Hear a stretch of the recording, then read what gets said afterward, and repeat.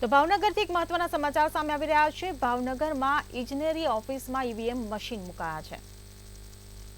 તો ભાવનગરથી આ સમાચાર સામે આવી રહ્યા છે। ભાવનગરમાં ઈવીએમ ગઈકાલે જે મતદાન થયું તે મતદાનને લઈને હવે સ્ટ્રોંગ રૂમમાં ચુસ્ત પોલીસ બંદોબસ્ત વચ્ચે ઇજનેરી કોલેજની ઉમેદવારે મુલાકાત લીધી હતી।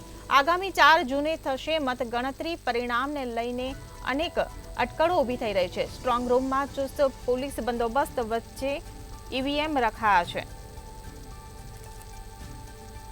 તો ઇજનેરી કોલેજની ઉમેદવારે મુલાકાત લીધી હતી। ગઈકાલે જ મતદાન થયું ત્યારે હવે આગામી 4 જૂને મતગણતરી થવાની છે। ત્યારે પરિણામને લઈને અનેક અટકળો પણ ઊભી થઈ રહી છે। ઇજનેરી કોલેજની તેને લઈને ઉમેદવારે મુલાકાત લીધી હતી।